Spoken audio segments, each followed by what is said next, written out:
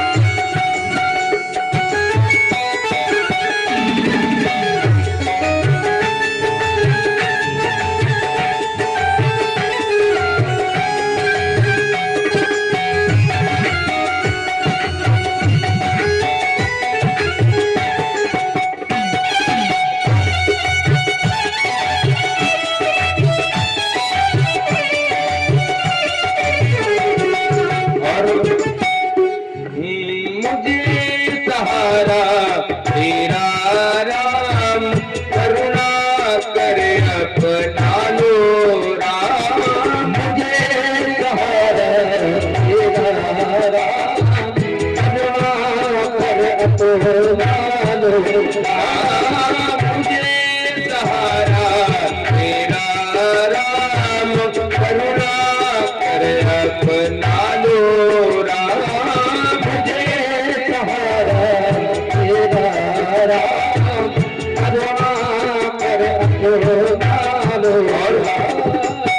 शरण अशरण शरण करा के धाम शरण शरण करा के धाम श्री राम जय राम जय जय राम श्री राम जय राम जय जय श्री राम जय राम जय जय श्री राम जय राम जय जय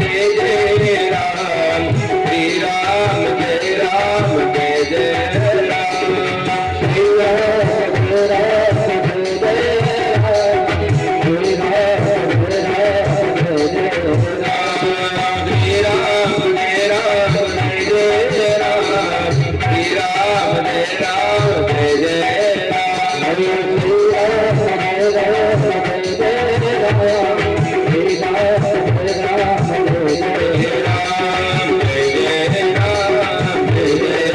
जय जय राम बोले श्री सीताराम भगवान की जय हो।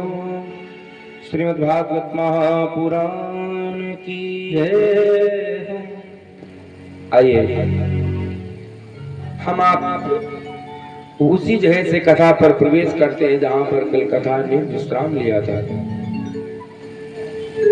आज कथा का विश्राम दिवस है। लोग कहते हैं कि कथा खत्म हो रही है। भैया भगवान की कथाएं कभी खत्म नहीं होती। हरि अनंत हरि कथा अनंता। भगवान की कथाएं अनंत हैं, भगवान अनंत हैं। भगवान की कथा कभी भी खत्म नहीं होती। भगवान की कथा तो सदैव अपने स्थान पर विश्राम लेते हैं। आज यहाँ विश्राम लेगी तो कल कहीं और प्रारंभ होगी। भगवान की कथाएं सदैव विश्राम लेती हैं। सुखदेव जी महाराज कहते हैं, राजन परीक्षित उसी जगह से प्रवेश करते हैं जहां पर कल कथा ने विश्राम लिया। सुखदेव जी महाराज कहते हैं, राजन परीक्षित अक्रूर जी जब मथुरा से वृंदावन भगवान को लेने गए, कल आपने सुना जब अक्रूर जी लेने गए तो सुबह निकले थे, लेकिन शाम हो गई तब अक्रूर जी महाराज वृंदावन पहुंच पाए, जबकि मथुरा से वृंदावन की ज्यादा कोई दूरी नहीं है, परंतु सुबह के निकले हैं, शाम को पहुंच पाए। और जब भगवान के पास पहुंचे हैं शाम को अक्रूर जी महाराज, भैया जिस समय अक्रूर जी ने वृंदावन में प्रवेश किया उस समय भगवान क्या कर रहे थे? सायंकालीन का समय था, भगवान गौओं को चरा करके आए थे, गौशाला में भगवान गायों की सेवा को कर रहे थे। लेकिन अक्रूर जी जब प्रवेश किए तो अक्रूर जी ने क्या देखा कि ये छोटे छोटे बालक यही कृष्ण और बलराम हैं। अक्रूर जी देखा तो अक्रूर जी कहने लगे, अक्रूर जी मन में सोचते हैं कि बताओ हम इन बालकों को लेने आए हैं, ये छोटे छोटे बालक हैं और बताओ हम इनको कंस के यहाँ ले जाने के लिए आए हैं। लेकिन जब भगवान ने चाचा अक्रूर को देखा, जैसे ही आज भगवान कन्हैया ने चाचा अक्रूर को देखा तो रथ की ओर दौड़ पड़े, रथ की ओर दौड़ करके आए, आते आते कहने लगे, चाचा चाचा कैसे आपका आगमन हुआ? चाचा अक्रूर से को रथ से नीचे उतरवाया और आज चाचा अक्रूर को साथ लेकर के अपने महल में जा रहे हैं भगवान। और अक्रूर जी भी इतना प्रसन्न कि आज हमें परमात्मा के दर्शन हो रहे हैं। अक्रूर जी महाराज बहुत प्रसन्न हैं कि ये बालक हमें तो चाचा कह रहे हैं और हम जानते हैं कि ये, हमने सुना है कि जो यशोदा के बालक हैं वो साधारण नहीं, वो तो भगवान है। ये कैसे भगवान, ये तो हमें चाचा चाचा कह करके बुला रहे हैं। अक्रूर जी महाराज आज कन्हैया बलराम के साथ में जा रहे हैं महल में। सायंकालीन का समय हुआ, देखिए भगवान कृष्ण और अक्रूर जी में बातें कितनी सुंदर हुई। भगवान कृष्ण अक्रूर जी से पूछते हैं, चाचा किस कारण से आगमन हुआ आपका आज वृंदावन? ऐसा कौन सा विशेष कारण पड़ गया जिसके कारण आप यहाँ आए हो? अक्रूर जी महाराज कहते हैं, कन्हैया नारद जी ने आकर के कंस को बता दिया है कि तुम्हें मारने वाला कोई और नहीं, कृष्ण और बलराम ही तुम्हारे हत्यारे हैं, इसलिए कंस ने हमको यहाँ पर तुम्हें लेने के लिए भेजा है। आपको लेने के बहाने उसने एक धनुष यज्ञ का आयोजन रचा है, इसलिए हम आपको लेने आए हैं। भगवान कहने लगे, चाचा ये तुम हमसे तो कह रहे हो कि लेने आए, लेकिन ये मैया यशोदा को, बाबा नंद को नहीं बताना। क्यों? क्योंकि उनके केवल हम ही एक सारे हैं, और यदि तुम उनको ये बताओगे कि हम कंस के यहाँ मारने के उद्देश्य से लिए जा रहे हैं तो भैया माता पिता भेजेंगे नहीं। ऐसे ही आपस में दोनों में बातें हुई। आज भगवान कृष्ण चाचा अक्रूर से पूछ रहे हैं, चाचा महलों में रहने वाली मैया देवकी जो आज कारागार में है, क्या मैया देवकी को कभी हमारी याद आती है? मैया देवकी को क्या कभी हमारी याद आती है? उसी समय अक्रूर जी कहते हैं, उसी समय अक्रूर जी कहते हैं, कन्हैया ऐसा कौन सा समय जिस समय मैया देवकी को तुम्हारी याद ना आती हो? मैया देवकी सदैव तुम्हारी याद किया करती है कि कब कन्हैया आएगा और हमें इस बंधन से मुक्त कराएगा, वो तो सदैव तुम्हारी याद किया करती हैं। आज भगवान कृष्ण कहते हैं, चाचा अब वह समय भी आ गया है कि हम जा करके अपने माता पिता को बंधन से मुक्त कराएंगे। आज भगवान कृष्ण कह रहे हैं, चाचा मेरे कारण वे दीन दुखी, मेरे कारण वे दीन दुखी, निष्कारण कष्ट उठाते हैं। मैं दुख से यहाँ विचरता हूँ, मैं दुख से यहाँ विचरता हूँ, वो रो रो रात बिताते हैं।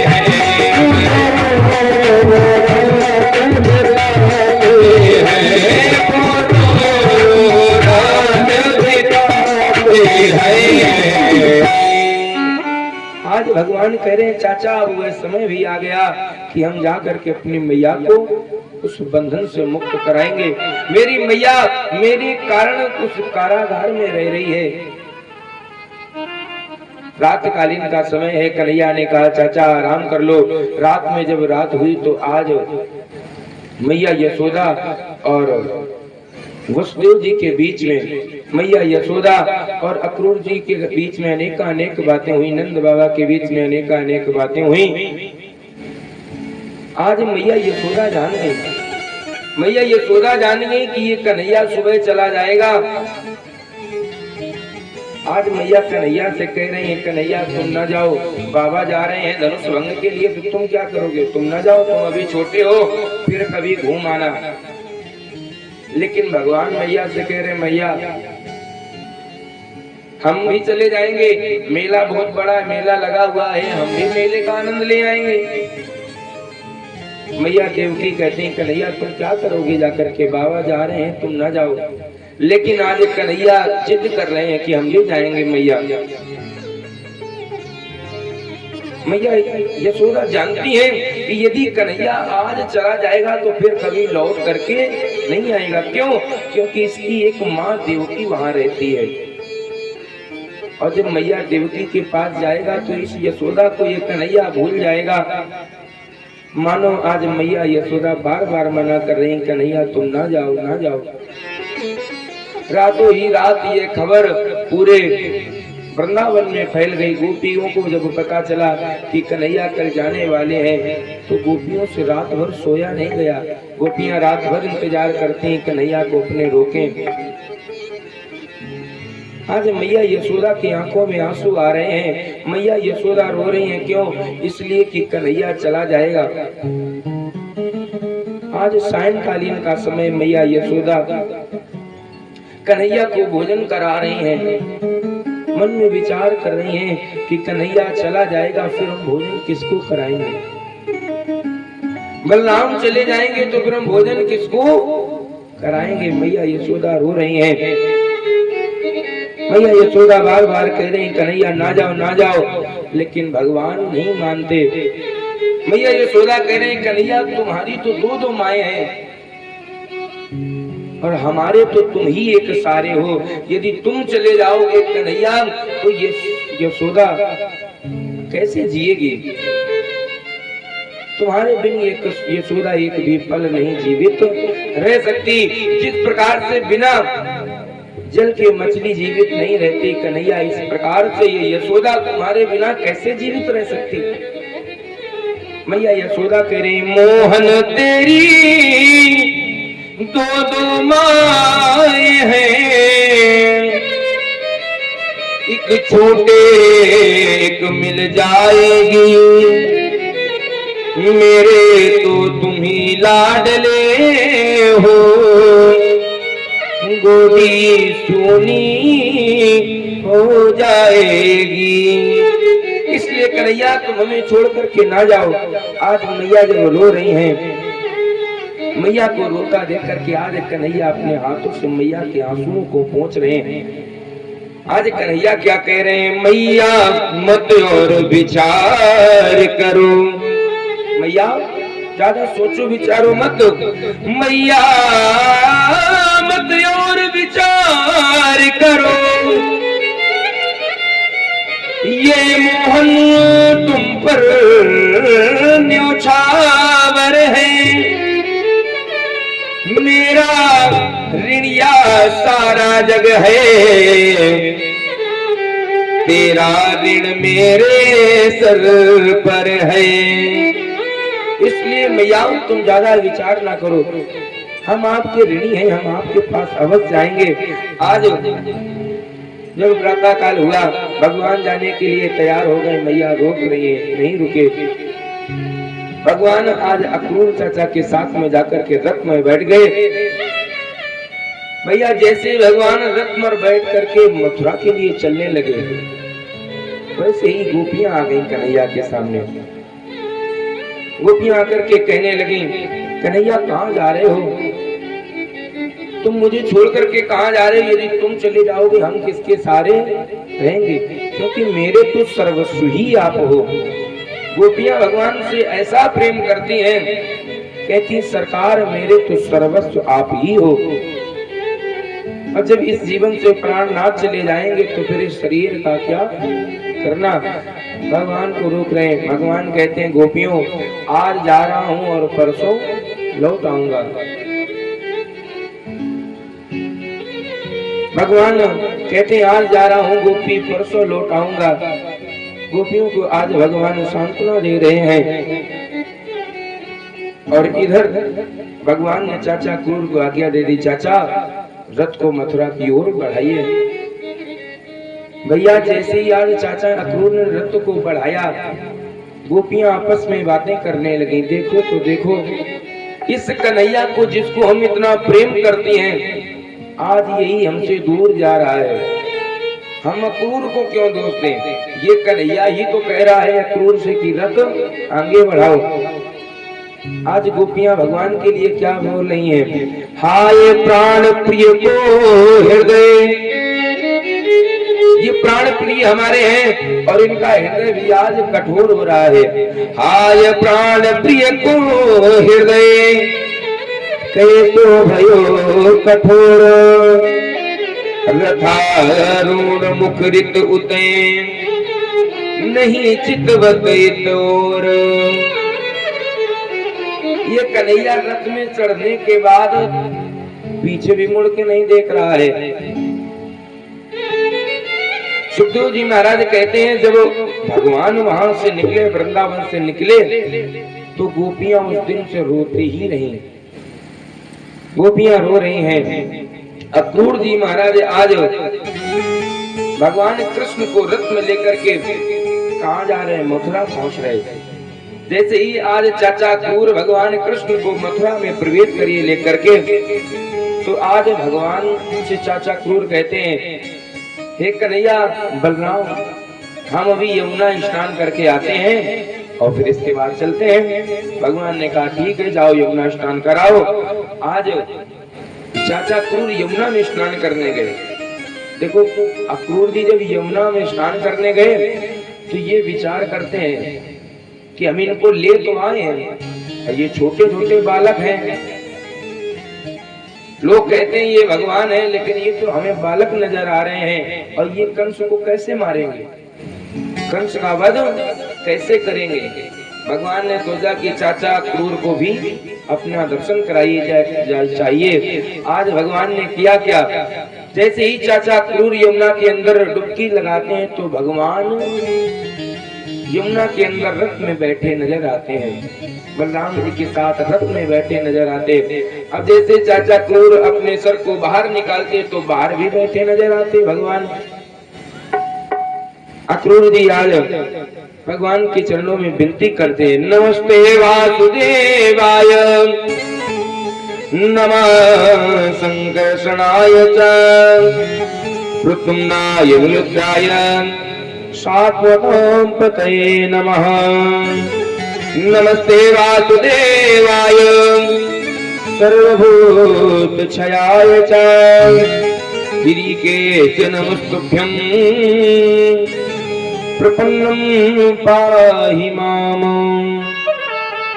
आज अक्रूर जी भगवान के चरणों में प्रणाम करते हैं, प्रभु ये कैसी माया, हम जल के अंदर देखते हैं पर फिर भी आप नजर आते हो, बाहर देखते हैं तो भी आप नजर आते हो।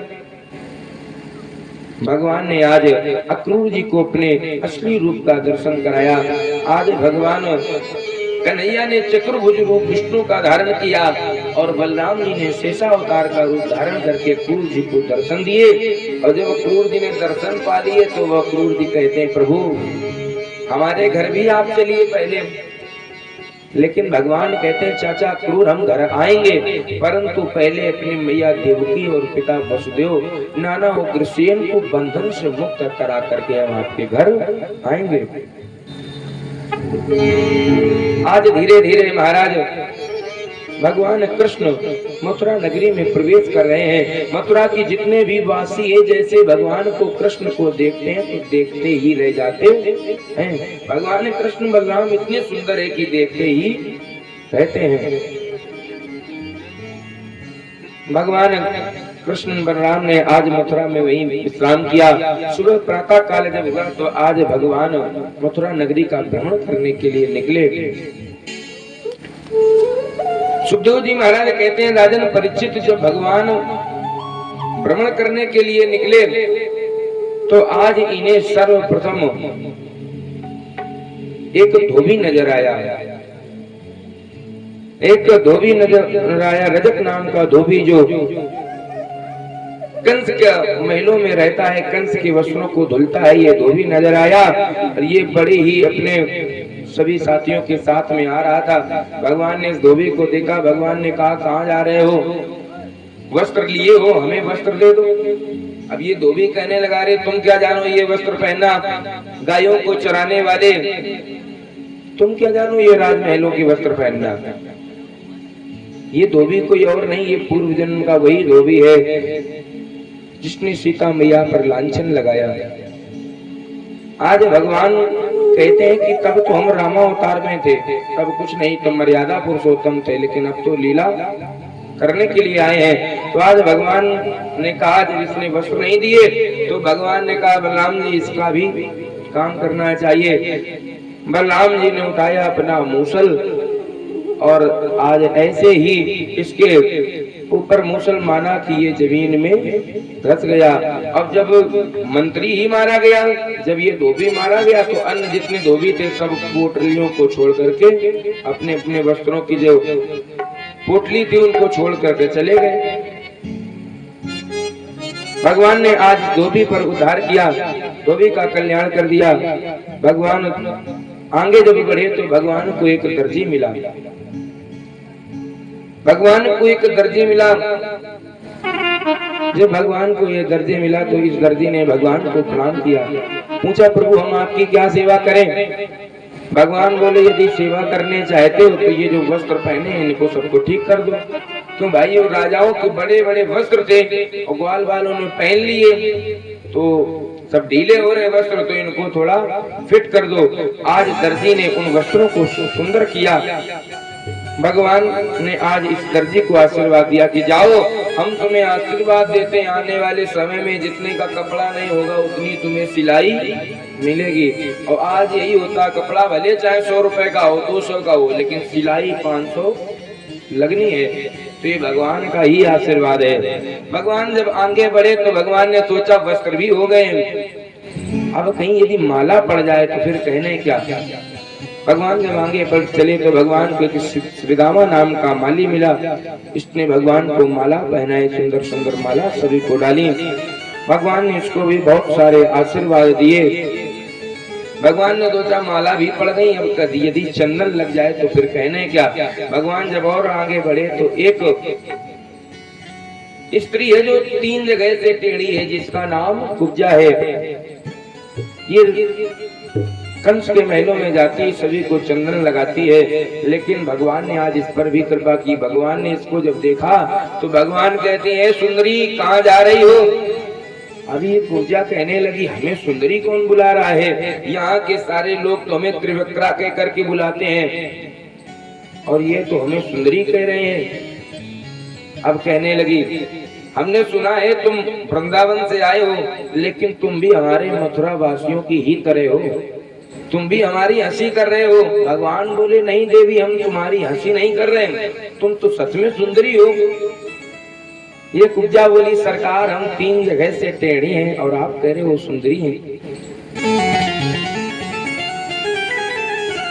भगवान ने कहा कुब्जा तुम क्या लिए हो? ये बोली हम चंदन लगाते हैं। भगवान ने कहा तुम सबको चंदन लगाओ। भगवान ने इसके एक पैर से इसके पैर का अंगूठा दबाया और भगवान ने इसके थोड़े में ऐसा हाथ लगाया, जैसे ही सीधा किया वैसे ही आज ये कुब्जा जो 3 जगह से टेढ़ी है, आज ये दिव्य सुंदरी के रूप में प्राप्त हो गई। इसका दिव्य सुंदर रूप प्राप्त हो गया। बोलिए कन्हैया लाल की जय। अब ये भी भगवान से कहते प्रभु आपने हम पर कृपा की है, इसलिए आप भी हमारे घर चलिए। भगवान बोले नहीं, अभी मैया को बंधन से मुक्त कराना है और बंधन से जब मुक्त करा दूंगा तब हम तुमसे मिलने आएंगे। इस प्रकार राजन परीक्षित भगवान ने सभी पर कृपा की। अब भगवान कहाँ जा रहे हैं? जहाँ धनुष भंग का आयोजन किया गया है। आज भगवान धनुष भंग का जहाँ आयोजन किया गया है, जहाँ धनुष रखा है, भगवान वहाँ पहुँचे। ये धनुष कोई साधारण धनुष नहीं है, ये धनुष कोई साधारण धनुष नहीं है, ये परशुराम जी के द्वारा दिया गया है।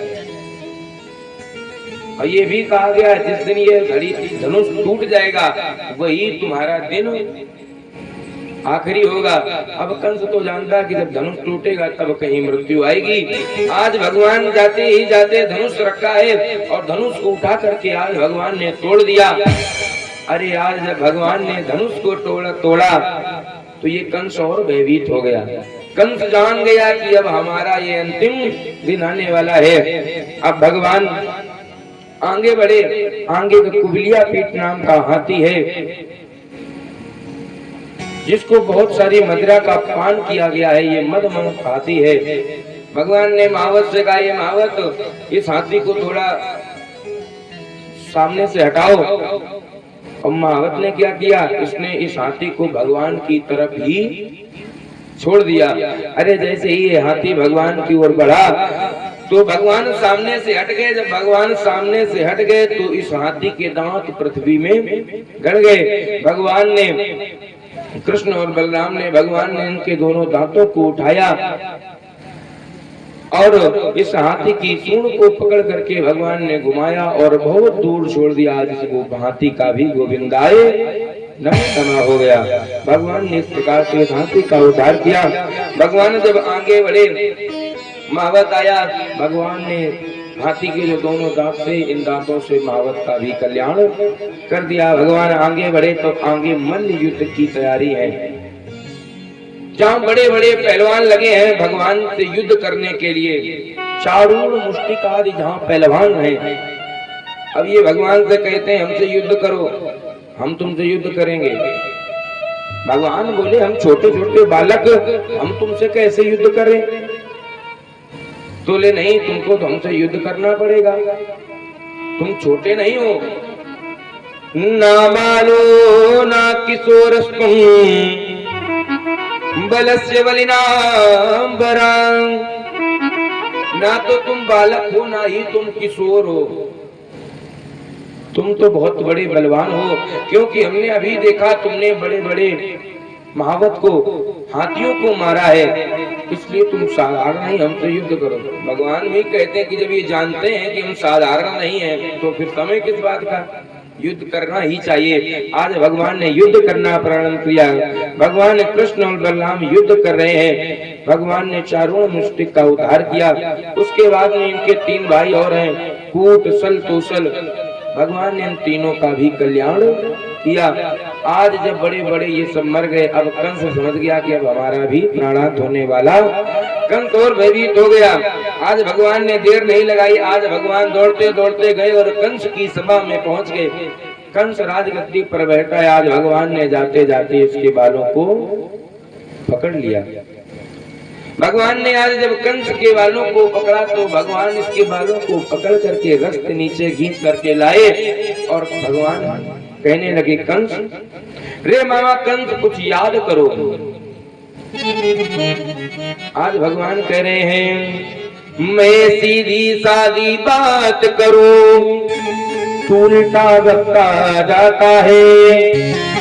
मामा मैं मीठी बात करूं, तू जहर उगलता जाता है। अरे हम तो तुमसे अच्छे से बात कर रहे हैं, लेकिन तुम तो बक बक करते जा रहे हो। इसलिए मामा याद करो, उस समय याद करो जिस समय तुमने मेरी मैया देवकी के बालों को पकड़ करके रथ से उतारा था। भगवान कह रहे हैं कुछ याद है मेरी जननी की, तूने क्या दशा बनाई थी, खींचा भारत से पगला बाल, फिर उन पर खड़क उठाई थी। याद करो तुमने मैया मेरी देवकी को बहुत कष्ट दिए।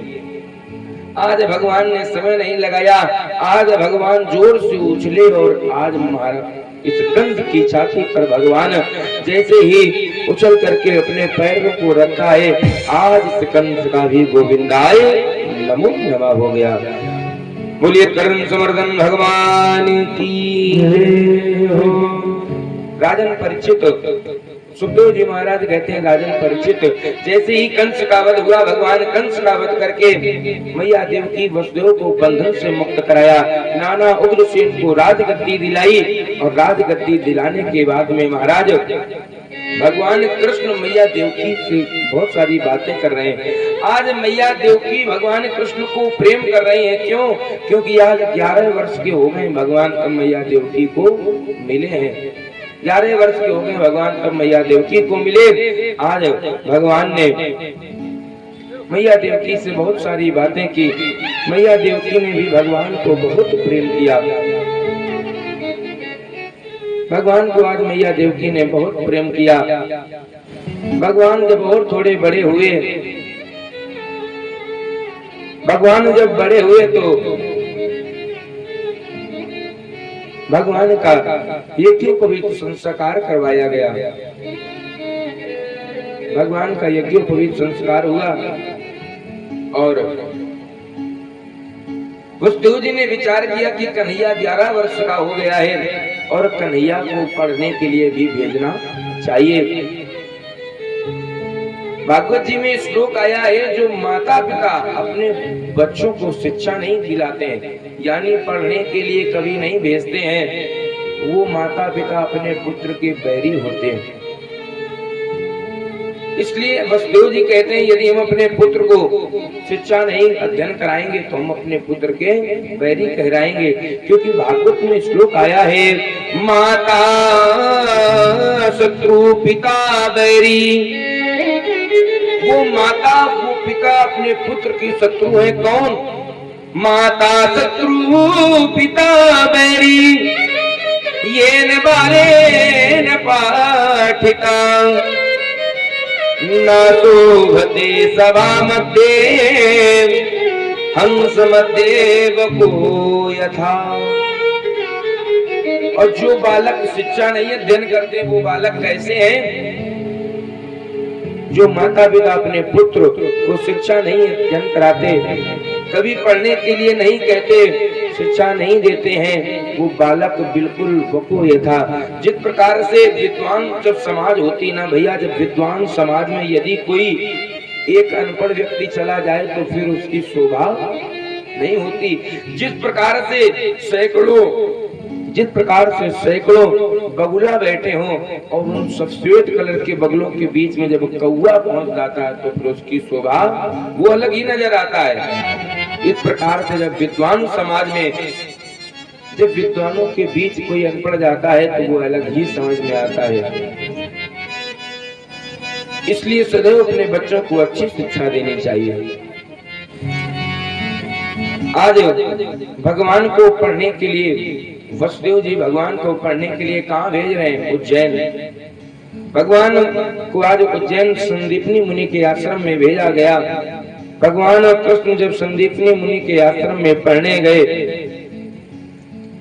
तो गुरुदेव भगवान के यहाँ शिक्षा प्रदान करने के लिए उज्जैन पहुंचे संदीपनी गुरु के आश्रम में।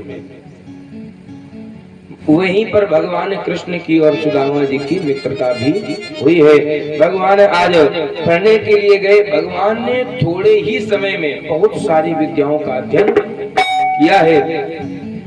जिस प्रकार से राम जी ने थोड़े ही समय में बहुत सारी विद्याओं का अध्ययन किया, वैसे ही आज भगवान कृष्ण और बलराम जो पढ़ने के लिए गए हैं, इन्होंने भी आज थोड़े ही समय में बहुत सारी विद्याओं का, शिक्षाओं का अध्ययन किया। गुरु गृह पढ़न गयो अधुराई, अल्प काल विद्या सब पाई। आज भगवान ने थोड़े ही समय में बहुत सारी विद्याओं का अध्ययन किया और भगवान आज विद्या अध्ययन कर लिए। अब जब इनके चलने का समय हुआ,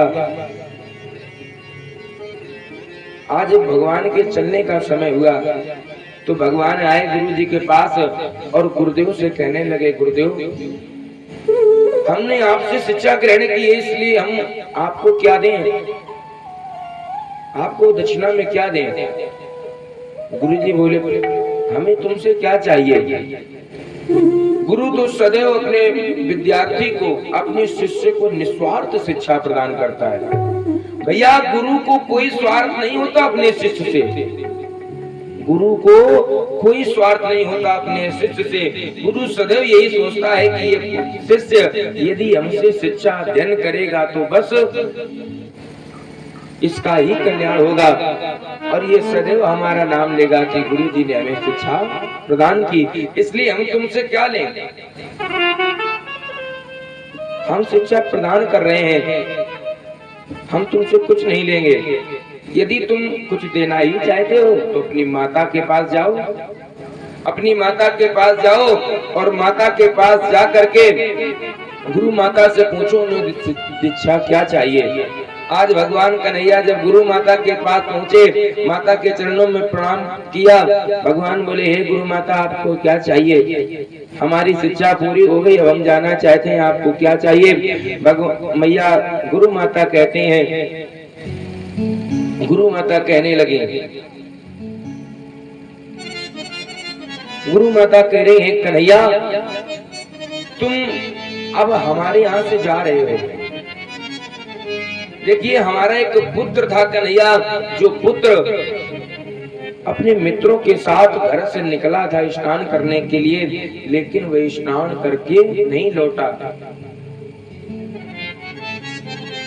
और कन्हैया जब से तुम यहाँ आ गए हो, हम अपने पुत्र की याद भी भूल गए हैं, इसलिए यदि अब तुम चले जाओगे तो फिर हमें अपने पुत्र की याद आएगी, क्योंकि जब तक तुम रहे तब तक हमें अपने पुत्रों की याद नहीं आई, पुत्र की याद नहीं आई, और तुम चले जाओगे तो हम अपने पुत्र की याद करेंगे।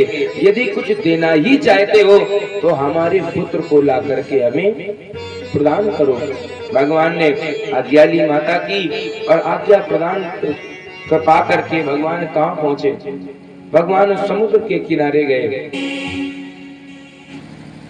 भगवान समुद्र के किनारे गए, जहाँ पर भगवान ने जाकर के समुद्र से कहा, हे समुद्र हमारे गुरु पुत्र तुम्हारे यहाँ आया है, उसे प्रदान करो। और देखिए समुद्र भी ये वही समुद्र जब भगवान ने रामावतार में 3 दिन विनती की फिर भी यह रास्ता नहीं दी।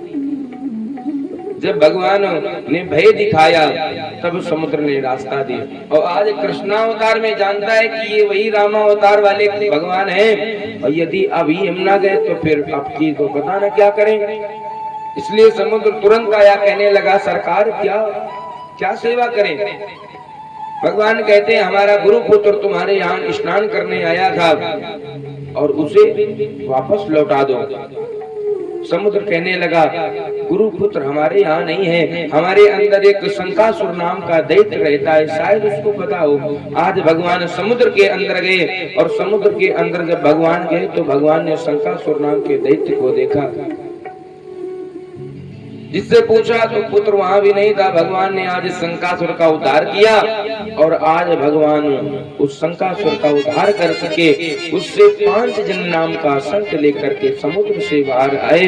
बोलिए कन्हैया लाल की जय। भगवान अपने हाथों में सदैव कौन सा शंख रखते हैं? 5 जन्य नामक शंख भगवान सदैव अपने हाथों में रखते हैं। भगवान जब समुद्र से बाहर आए, पुत्र नहीं मिला, भगवान ने आज सीधा यमपुरी के लिए यमराज के पास गए। भगवान जब यमपुरी गए यमराज के पास, भगवान ने आवाज लगाई। जब भगवान ने आवाज लगाई तो आज यमराज आ गया भगवान के सन्मुख और आया, कहने लगा, सरकार आपको यहाँ आने की क्या आवश्यकता पड़ गई? आप यहाँ क्यों आए? अरे हमें ही बुला लेते, हम आ जाते आपके पास, आप क्यों यहाँ आए? भगवान कहने लगे, बात करने का समय नहीं है। हमारा गुरु पुत्र समुद्र स्नान करने गया था और वो लौट करके नहीं गया, इसलिए हमें हमारा गुरु पुत्र लौटाओ। यमराज कहने लगा, सरकार हमारे यहाँ तो रोज सैकड़ों आदमी आया करते हैं, अब हम गुरु पुत्र को कहाँ ढूंढें? भगवान बोले, ढूंढ करके ही देना होगा। आज यमराज ने अपने दूतों को आज्ञा दी। दूतों ने जाकर के गुरु पुत्र को खोजा और खोज करके भगवान के पास ला करके दे दिया। आज भगवान कन्हैया गुरु पुत्र को लेकर के गुरु माता के पास आए। देखिए, ये गुरु पुत्र जो है, ये गुरु पुत्र मर चुका था, लेकिन भगवान ने उनको भी जीवित करके यमराज के यहाँ से आकर के अपने गुरु माता को गुरु दक्षिणा के रूप में प्रदान किया। भगवान गुरु दक्षिणा के रूप में आज पुत्र को प्रदान करके भगवान शिक्षा अध्ययन करके वापस मथुरा आए। और मथुरा जब आए भगवान, तो आज भैया भगवान को याद आ रही है। किसकी? आज भगवान को वृंदावन की याद आ रही है। भगवान याद कर रहे हैं कि हम जब आए थे तो हमने कहा था कि आज जा रहा हूं, परसों आ जाऊंगा, और हमारी याद में गोपियां रास्ता देख रही होंगी, मैया यशोदा हमें याद कर रही होंगी, और हमें देखो कि हम परसों की कह करके गए थे और आज परसों बीत गए, हम मैया के पास नहीं गए। इसलिए खबर कैसे ली जाए? खबर कैसे ली जाए? तो आज खबर लेने के लिए अपने मित्र उद्धव को बुलाया। उद्धव जी बता बहुत बड़े प्रकांड विद्वान हैं। उद्धव जी को अपने ज्ञान का अभिमान है। उद्धव जी अपने ज्ञान के अभिमान में सोचते हैं कि प्रेम कुछ होते नहीं है, ये कन्हैया परेशान रहते हैं, प्रेम कुछ नहीं होता। भगवान ने कहा, इनका भी जो ये अभिमान है इसको भी दूर करना चाहिए। आज भगवान ने उद्धव जी को बुलाया। उद्धव जी को बुला करके भगवान कहते हैं, हे उद्धव, हमें अपने वृंदावन की याद आ रही है, मैया यशोदा की याद आ रही है, इसलिए तुम जाओ और जा करके मेरी मैया यशोदा से मिलो, नंद बाबा से मिलो, गोपी ग्वाल वालों से मिलो, और उनसे मिल करके हमारा हाल उन तक पहुंचाओ और उनकी बातें हमें बताना करके। उद्धव जी बोले, कन्हैया इसमें घबराने की कोई बात थोड़ी नहीं, हम चले जाएंगे और हम अभी जाएंगे और सभी को समझा करके लौट आएंगे। उद्धव जी आज उसी रथ पर जा रहे हैं जिस रथ में भगवान बैठ करके मथुरा आए थे। उद्धव जी उस रथ में जब गए तो गोपियों ने देखा कि आज वही रथ आ रहा है जिस रथ से भगवान कृष्ण गए थे। आज गोपियां प्रसन्न हो गई, हमें लगता है हमारे कन्हैया वापस आ रहे हैं, हमें लगता है हमारे कन्हैया वापस आ रहे हैं। जैसे ही रथ आकर के खड़ा हुआ, रथ में एक पर्दा पड़ा है। गोपियों ने आवाज लगाई, कन्हैया कन्हैया निकलो बाहर। आज उद्धव जी महाराज उस रथ से जब बाहर निकले, देखिए पीतांबर भी भगवान ने अपनी डाल दी है, इसलिए कि जब गोपियों के पास जाओगे तो गोपियां पहचान जाएं कि ये कन्हैया का ही मित्र है। गोपियां कहती हैं, देखो हम तो सोच रहे थे कि इतने दिनों बाद कन्हैया आ रहा है, लेकिन कन्हैया कितना निष्ठुर है, खुद नहीं आया, अपने मित्र को भेज दिया। गोपियों से उद्धव जी पूछते हैं, गोपी मैया यशोदा का महल कौन सा है? मैया यशोदा का महल कौन है? गोपियां कहती हैं, तुम्हें पूछने की आवश्यकता ही नहीं, ये जो पानी की धार बह करके जहाँ से आ रही है, बस इसी को पकड़े हुए तुम चले जाना, सीधे मैया यशोदा के महलों में पहुंचोगे। परीक्षित जी महाराज कहते हैं, सुखदेव जी से कि पानी की धार ये सरकार क्या? सुखदेव जी महाराज कहते हैं, राजन परीक्षित, भगवान के वियोग में गोपियां एक भी दिन शांत नहीं रही, रोती ही रही। और मैया यशोदा भी इसी सारे हैं कि कब हमारा कन्हैया आएगा। उस दिन से मैया यशोदा बैठे रोया ही करती हैं, मानो मैया यशोदा के अश्रुओं की वो धार बह रही हो। आज उसी धार के सारे उद्धव जी मैया यशोदा के पास पहुंचे। यशोदा के पास जब पहुंचे, नंद बाबा भी हैं। नंद बाबा ने देखा कि पीताम्बर पड़ी है। मैया यशोदा कहने लगी, कन्हैया। उद्धव जी कहते, नहीं, हम कन्हैया नहीं, कन्हैया के मित्र उद्धव हैं।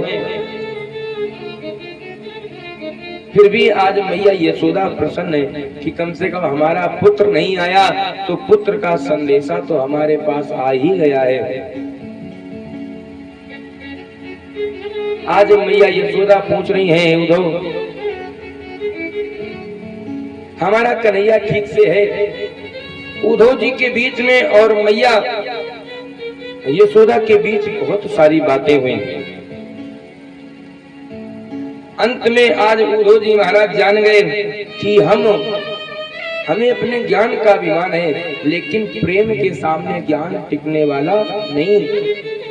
हम तो कन्हैया को साधारण पुरुष समझते हैं, लेकिन ये तो कन्हैया को भगवान समझते हैं। क्यों? क्योंकि ये जानते हैं कि वही भगवान कृष्ण ने गोवर्धन पर्वत को अपने सहारे उठाया, अपनी उंगली पर उठाया। वो साक्षात परमात्मा है। मैया यशोदा जानती है परमात्मा है वो, और परमात्मा जब चले गए हैं तो फिर तो परमात्मा की याद आया ही करती है। आज मैया यशोदा बहुत सारी बातें कर रही हैं नंद बाबा से।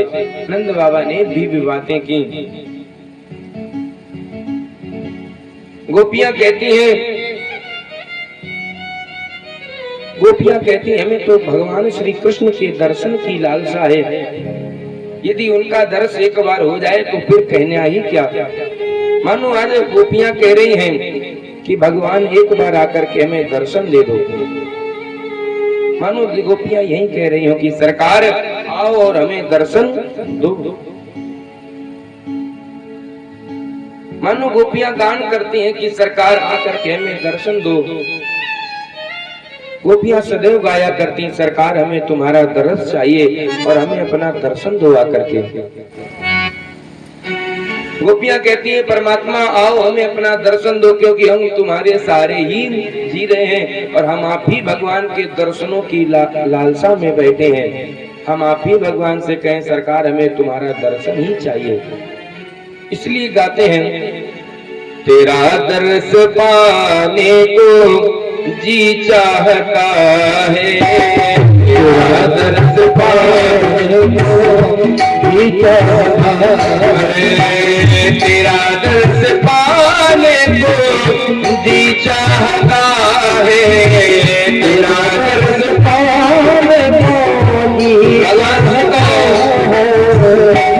भगवान से बस यही कहें, सरकार तेरा दर्श पाने को जी चाहता है, तेरा दर्श पाने को जी चाहता है, खुदी को मिटाने को जी चाहता है, खुदी को मिटाने को जी चाहता है।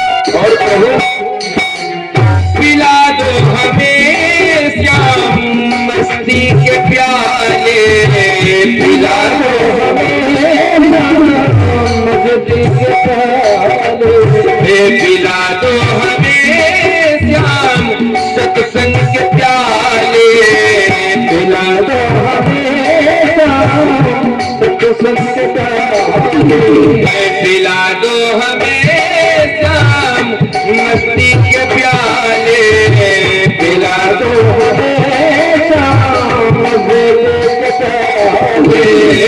मस्ती में आते को जी चाहता है, मस्ती में आते को चाहता है, तेरा दर्द पाने को जी चाहता है, तेरा दर्द पाने को जी चाहता है, तेरा दर्द पाने को, तेरा दर्द पाने को, तेरा दर्द पाने को जी चाहता है, खुदी को मिटाने मुझे चाहता है, खुदी को मिटाने को जी चाहता है, खुदी को मिटाने को जी चाहता है, खुदी को मिटाने को जी चाहता है। बोलिए कन्हैया लाल की जय हो। हे राजन परीक्षित, सुखदेव जी महाराज कहते हैं राजन परीक्षित, उद्धव जी एक दिन के लिए आए थे कि आज जाएंगे और उनको समझा करके लौट आएंगे, परंतु उद्धव जी आज 6 महीने हो गए। 6 महीने बाद आज जब मथुरा पहुंचे तो आज भगवान ने जैसे देखा कि आज उद्धव आ रहे हैं, भगवान गए, भगवान जाकर के कहते हैं उद्धव उद्धव आज तुम आए हो, तुम तो कह रहे थे हम एक दिन में ही लौट आएंगे, तुम्हें आने में इतना समय क्यों लग गया? भगवान पूछते हैं मेरे माता पिता और गोपियां सब सकुशल तो हैं, हमारी याद करते हैं कि नहीं करते? भगवान उद्धव जी को क्या बताएं? जब बताना चाहते हैं माता के विषय में तो माता की याद आती कि मैया इतना कन्हैया की याद में रोया करती हैं। पिता के विषय में बताना चाहते हैं फिर भी आंखों से अश्रु आ जाते हैं, हम बताएं तो क्या?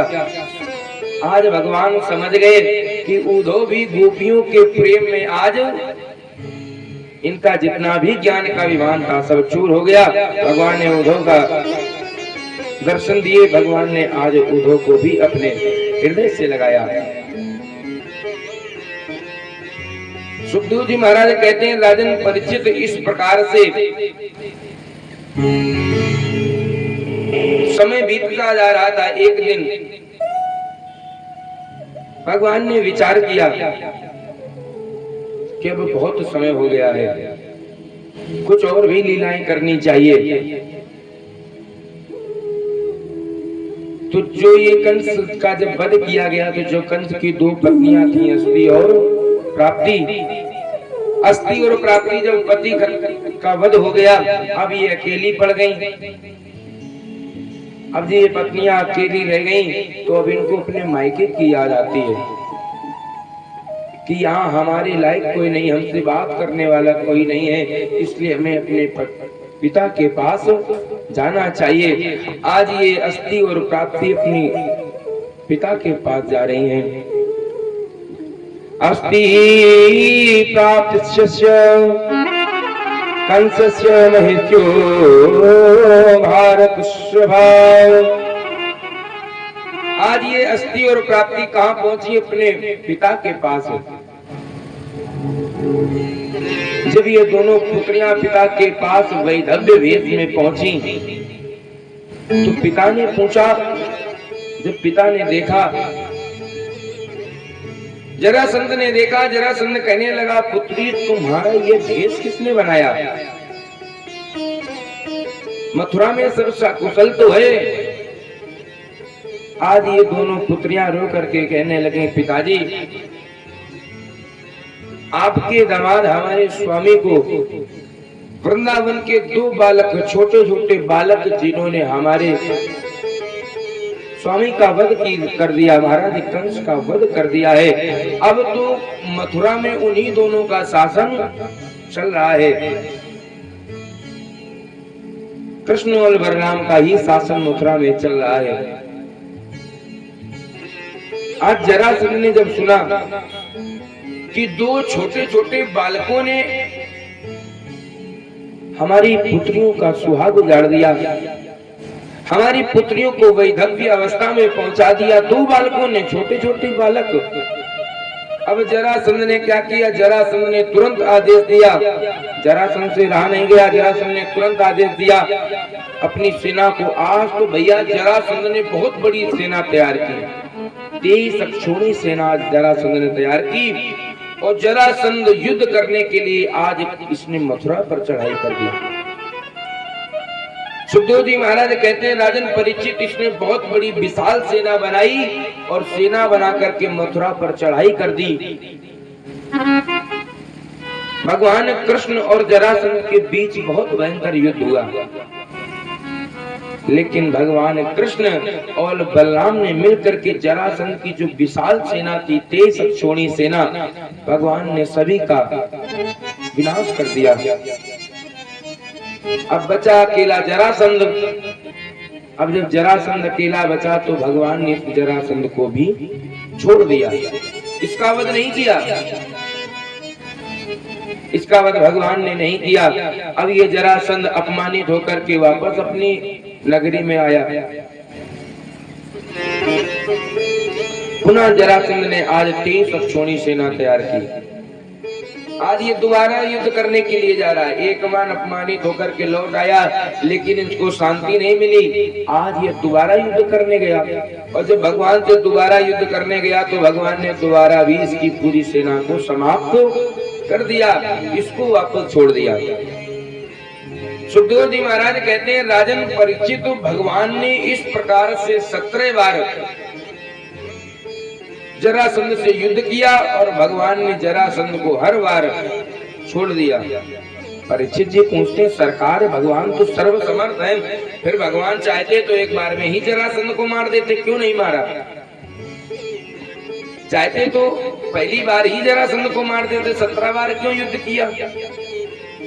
सुखदेव जी महाराज कहते हैं, राजन परीक्षित, भगवान जानते हैं कि ये सब राक्षसों का प्रमुख है, ये सबका मुखिया है, और यदि इसको समाप्त कर देंगे तो जितने और दैत्य हैं, राक्षस हैं, ये फिर आएंगे नहीं, उनका वध नहीं कर पाएंगे। भगवान ने सोचा ऐसे हमें एक एक को ढूंढना पड़ेगा, और समय भी हमारे पास कम है। अगर हम एक एक को खोज करके मारेंगे तो फिर हम तो जीवन भर युद्ध ही करते रहेंगे, हमें और भी लीलाएं करनी है। एक एक को मारेंगे ढूंढ के तो समय गुजर जाएगा। भगवान जानते हैं कि ये जरासंध हर बार नए नए योद्धाओं को लेकर के आएगा और हम सभी का वध करते जाएंगे। इस प्रकार से भगवान ने 17 बार जरासंध से युद्ध किया, लेकिन आज 18वीं बार युद्ध करने के लिए जरासंध तैयार हुआ। तो देखो भैया, एक विशेषता है, जब जरासंध 18वीं बार भगवान से युद्ध करने के लिए आया तो इसने अपने जीत के लिए कि हमें विजय प्राप्त हो, इसने अपने यहाँ ब्राह्मणों को बुलाया और ब्राह्मणों को बुला करके बंदी बनाया और ब्राह्मणों से कहा, हे ब्राह्मण, तुम हमारे विजय के लिए पूजा करो कि हमें विजय प्राप्ति हो, और यदि हमें विजय ना मिली तो फिर हम तुम सभी का वध कर देंगे।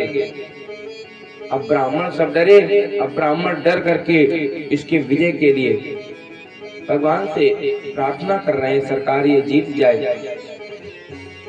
अब जब 18वीं बार जरासंध युद्ध करने जाने लगा, अब नारद जी ने भी सोचा, नारद जी सदैव सब जाना करते हैं, सब देखा करते हैं। नारद जी ने सोचा कि जब अब भगवान लास्ट ही युद्ध करने वाले हैं तो हम बस एक ही काम करें। भगवान ने क्या किया, नारद जी ने, मिलक्षों का राजा काल यवन है, जो मिलक्ष है इनका राजा काल यवन, भगवान काल यवन के पास गए और जाकर के उसको भी युद्ध करने के लिए भेजा। अब ये भी जरासंध की सेना में मिलकर के भगवान से युद्ध करने जा रहा है। देखिए, आज 18वीं बार जब जरासंध भगवान से युद्ध करने गया तो भगवान आज उद्धव जी से कह रहे हैं, भगवान आज बलराम जी से कहते हैं, भैया युद्ध करते करते हम थक गए हैं। आज भगवान कृष्ण कह रहे हैं, हे बलराम जी हम युद्ध करते करते थक गए हैं, 17 बार युद्ध कर चुके जरासंध से, अब हमें थकान हो रही है, अब कहीं भाग चलते हैं। बलराम जी ने सोचा कि कन्हैया भागने की बात कर रहे हैं। भगवान बलराम जी कहते हैं, हे कन्हैया यदि अब भागोगे तो लोग कहेंगे, लोग रण छोड़ नाम बुलाएंगे तुमको, रण छोड़ कहेंगे, इसलिए कन्हैया अब यहाँ से मत भागो, और यदि यहाँ से चले जाओगे तो फिर मथुरावासी जो है इनका क्या होगा? जरासंध इन पर भी तो अत्याचार करेगा, फिर मथुरावासी किसके सहारे रहेंगे? भगवान कृष्ण कहते हैं, भैया हमने उसकी भी व्यवस्था कर ली है। यहाँ से बहुत दूर टापू में एक नगरी बसाई है, द्वारकापुरी नाम की एक नगरी का निर्माण भगवान ने कराया। विश्वकर्मा को आदेश दिया कि जाओ एक बहुत ही सुंदर नगरी का निर्माण करो, तो विश्वकर्मा जी के द्वारा द्वारकापुरी का निर्माण कराया गया। बलराम जी अब क्या कहें? बलराम जी कहते हैं, तुम्हारी लीला तुम ही जानो। भगवान ने इस प्रकार से युद्ध किया। 18वीं बार भगवान से जब जरासंध युद्ध करने आया तो भगवान आखिरी बार काली यवन को देख करके और जरासंध को देख करके भाग गए। जब भगवान भागने लगे तो जरासंध भी प्रसन्न हो गया कि हमें छोड़ करके ये भाग गया, हमें लगता है ये डर गया, ये भाग गया है। आज भगवान को छोड़ करके भाग गए। और आइए आगे की कथा पूज्य गुरुदेव भगवान के मुखार बिंदु से श्रवण करेंगे। बोले वृंदावन बिहारी लाल की जय।